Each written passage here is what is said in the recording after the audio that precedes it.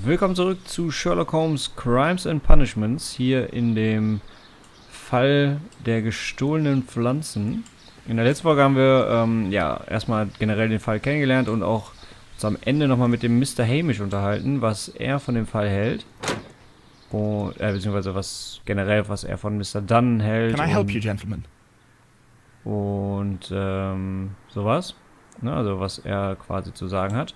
Und das gleiche machen wir jetzt auch mit dem Sohn von Mr. Montagu Dunn, sondern mit dem Albert Dunn. Mit dem unterhalten wir uns auch nochmal. Bevor wir das aber tun, schauen wir uns auch nochmal genauer an. Und gucken mal nach, was er zu sagen hat. Okay. Ist tief traurig. Er hat vor kurzem geweint. Hat sich beim Rasieren geschnitten. Okay. Saubere Hände. Also er arbeitet auf jeden Fall nicht als Gärtner hier. Dann fragen wir doch mal nach dem Kolonialhaus. We noticed that a part of the colonial collection has been cleared. Ah. At the moment I'm just dealing with the storage room. I don't know much about the other rooms. Okay, wie war denn sein Verhältnis zum Vater? I imagine that your relationship with your father may have been a strained one. Yes. I cannot say that he was a kind man, for he never listened to me at all. He forced me to work here. But now, after his death, I've been pondering it over. Perhaps he wasn't so wrong about me after all. I have to follow his path, and I have to manage Kew Gardens, and I can do it. I can be as good as any other who works here. Okay.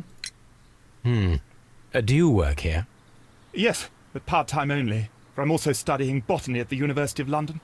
You're following in your father's footsteps, then. That is commendable. Well, even if botany is not my strongest suit, there are people who say that I could be a good manager. Okay, was ist denn mit Who Miss is Miss White? Margaret White? Ah, she is the young lady who studies with me. She visits here sometimes to help out with the greenhouses. In fact, she should be here today. She wanted to work at the seed house. That's the small greenhouse across from the large glass house. Okay, was ist mit dem Hamish? Would you please tell us about Martin Hamish, the deputy director? Well, I have to tell you that Mr. Hamish is not and has never been the deputy director of Kew Gardens. My father would not have tolerated it. Indeed? Well, that is most interesting. He told us that he was. Yes, because he believes that the management should be passed down to him now that my father is dead. But in actual fact, Mr. Hamish only has the honour of being the garden's longest-serving employee. In fact, if we are to think logically at all, it should be me who takes over the management of Kew Gardens. Do you not have a good relationship with Mr. Hamish? I suppose so. But we have very little in common.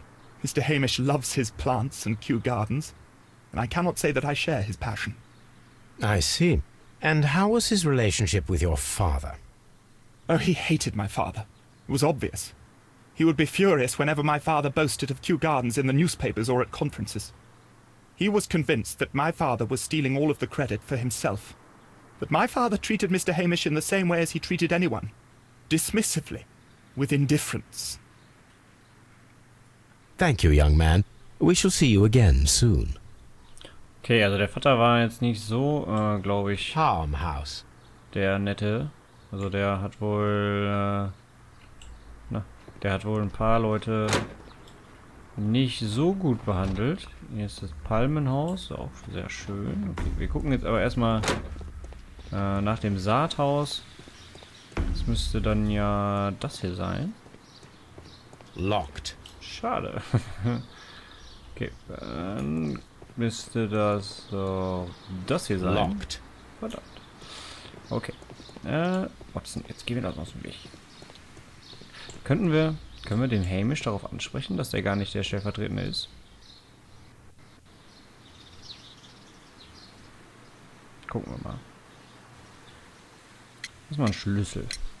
Mr. Hamish, can you tell us who holds the keys to the locked greenhouses? That would be Albert, Mr. Dunn's son. Yes, Albert keeps all the keys, and one can only imagine why.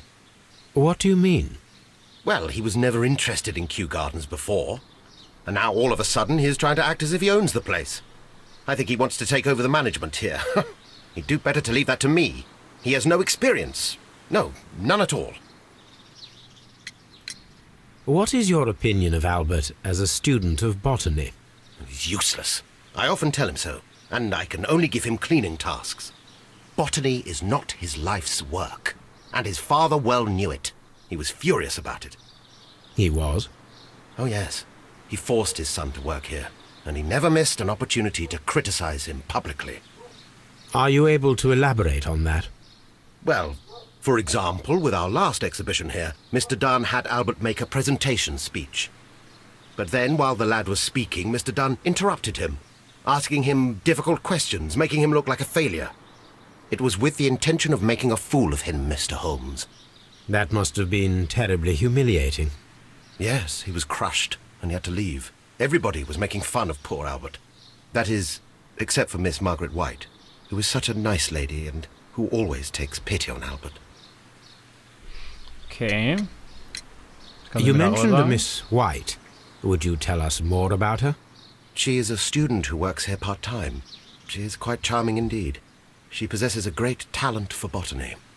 You should take a look at some of her experiments that she carried out in the laboratory. Ah, if only she were not so naive. Why naive? The way she used to flutter around Mr. Montague Dunn. And why, he couldn't help but be flattered by all her attention. How could an intelligent woman such as Miss White not see through his game? I can only scratch my head and wonder. Thank you, Mr. Hamish. We shall continue our investigation. Okay, also da sind sehr, sehr viele Sachen hier gelaufen. Okay, was ist denn das? Nursery? Nursery. Locked. Boah, Junge.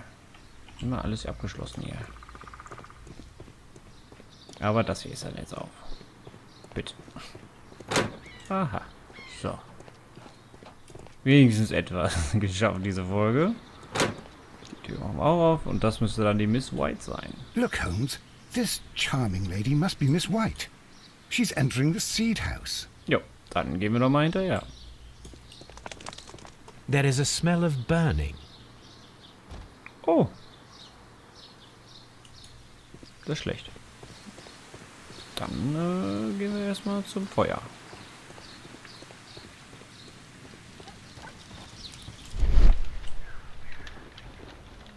Zerbrochener Topf. Moment. The symbol is not from Kew Gardens. Aha, werden hier etwa Beweise vernichtet? A protective mask. Someone set it alight, but it did not burn. Werden hier Beweise The remains of a picture frame. vernichtet etwa?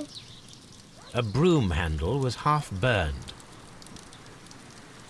A door handle? Why would anyone throw such a thing in the fire? The door handle to the colonial collection and that of the fireplace are made of the same material. The plants were set alight fairly recently. Some have not completely burned.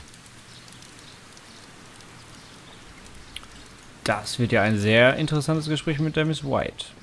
Würde ich mal so behaupten. Das sollten wir uns nicht entgehen lassen. Und jetzt fragen wir doch mal die Margaret White. Dahin rennt der Watson, genau, schneidet den Fluchtweg ab. Was sie davon so mitbekommen hat. Good day to you, miss. You have some very beautiful plants here. Why, thank you, sir. And good day to you, too. But... Oh, I do beg your pardon. My name is Dr. John Watson. This is my good friend, Mr. Sherlock Holmes. I am honored to make your acquaintance, gentlemen. My name is Margaret White. Excuse me, but are you Sherlock Holmes, the great detective? Yes, I am he. What a pleasure to see you here at Kew Gardens. Are you working on a case? Erstmal begutachten wir die Miss White. Schauen uns mal an, was wir hier so finden. Teures Parfum. Okay. Nix weiter, nix weiter. Oh, was ist das denn? Arme Familie, okay. Unverheiratet. Down, down, down. Okay, den Diebstahl von Pflanzen. Yes, a theft of plants that took place here a few days ago after their most recent exhibition. Oh, yes, of course. I quite forgot about that. Oh, it's quite understandable that you might forget about the theft of the plants, miss, after the tragedy that took place here. Yes. The director was a truly good man. It is such a terrible misfortune. Okay, dann fragen wir doch mal nach der Reihe, was sie alles weiß, was sie gesehen hat und so weiter. Would you happen to know why part of the colonial collection was cleared? No, I have never been there. I've never been there. Okay, was machst du denn hier? Do you work here? Part-time only. I am a biology student at the London University. I attend the same classes as the son of Mr. Montague Dunn. That is how I found my chance to work here for part of my thesis, you see. It is a great honor. Wie ist denn das Verhältnis zum Direktor gewesen? How well did you know Mr. Montague Dunn? He was a master, a great leader. I saw him almost as a spiritual father. He had an exceptional nature? Oh yes, indeed. He was always so active and so optimistic, and very nice to me. Although he could behave harshly towards his son. Why so? He loved his son dearly and wanted the very best for him. It made him extremely demanding. Albert, who is naturally shy, suffered because of it. Verständlich, aber wie sind Sie hier reingekommen? Most of the doors in Kew Gardens are locked. Do you have a key to this room? Oh, yes. Albert gave me a set of duplicate keys. He agreed I might carry out my studies without disturbing him. It is only temporary. Thank you, miss. None of the 3 people who work at Kew Gardens know why half of the colonial collection was cleared. So, someone is lying. It is obvious. Das würde ich auch mal behaupten. Dann würde ich mal sagen, gucken wir doch mal, ob wir nicht ja, den Schlüssel von Albert kriegen. Dass wir auch in die anderen Sachen einfach mal rein können. Wir fragen den jetzt einfach mal.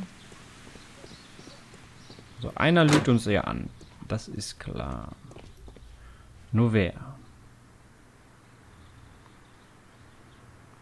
Aber wir wären nicht Sherlock Holmes, wenn wir es nie herausfinden würden.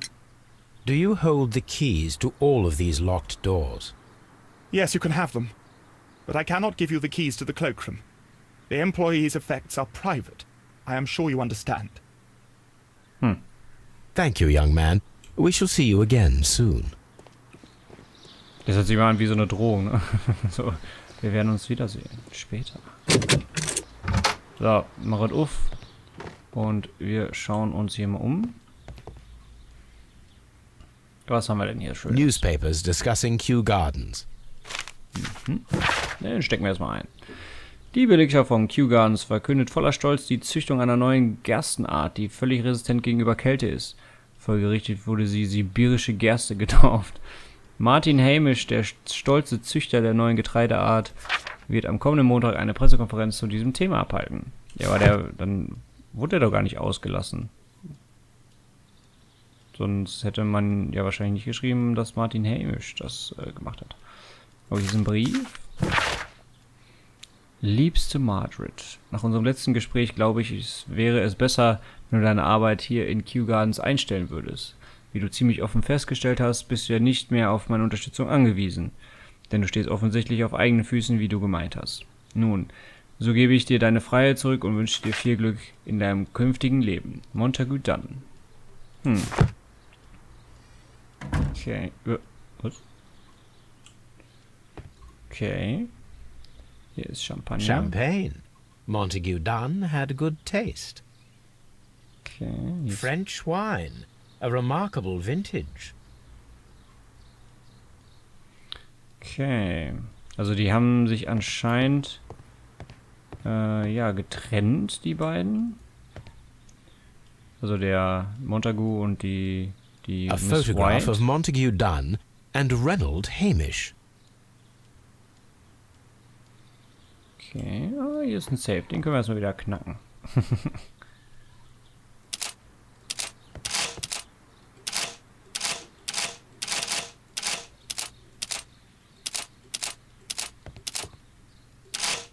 Oh, das wird ja wieder was. Zack, zack. Zack, zack.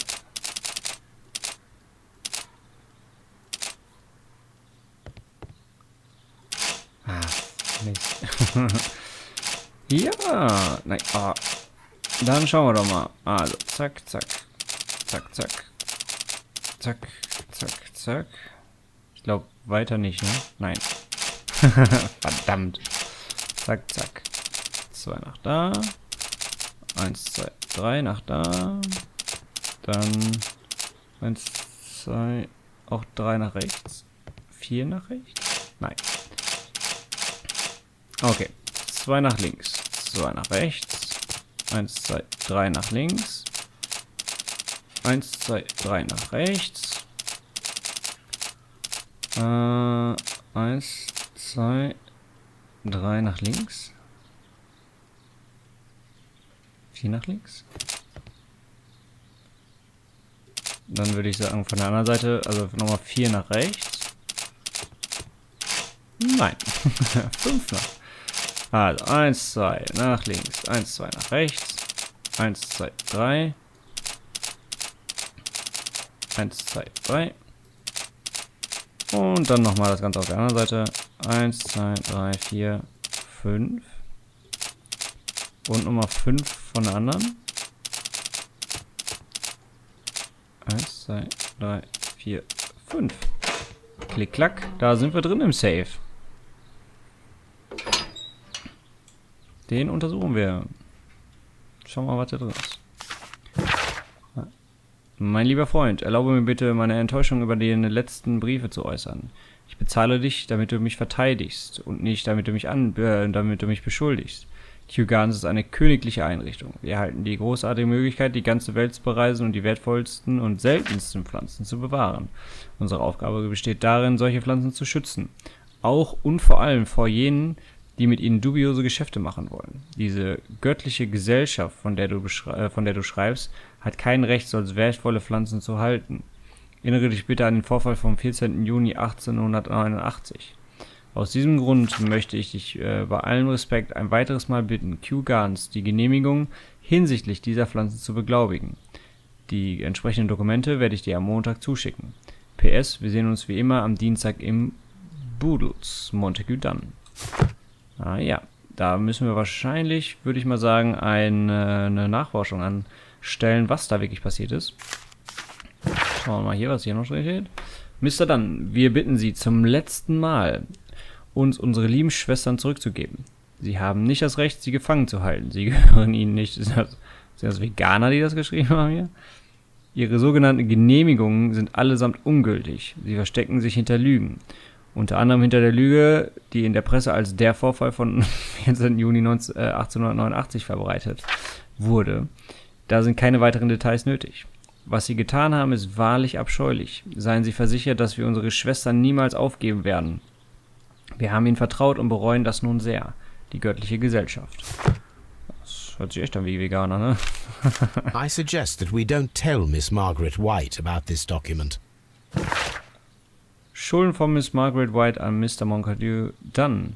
Vermietung einer Wohnung in der Oxford Street, ein Stipendium für das Studium an der Universität von London, Kredite bei Hamilton, bei der Radigan House Schneiderei und dem Juwelier Barts & Sons.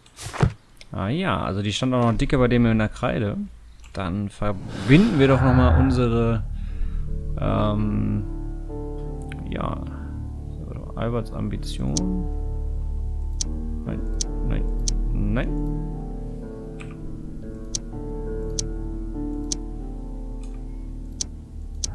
Okay. damit haben wir hier nochmal, Montague Dunn hatte vor, Miss Whites Arbeitsverhältnis als Angestellte von Kew Gardens zu beenden. Das ist de facto so. Denn wir haben den Brief dafür gefunden. Und ja, wie es hier weitergeht, das sehen wir in der nächsten Folge von Sherlock Holmes Crimes and Punishments. Ja, mal schauen, was wir noch so alles hier rausfinden. Ja, wirklich weit sind wir noch nicht gekommen in dem Fall. Aber es scheint auch irgendwie so ein etwas verzwickterer Fall zu sein als der letzte. Wir lassen uns überraschen und sehen uns dann in der nächsten Folge wieder. Bis dahin, auf Wiedersehen.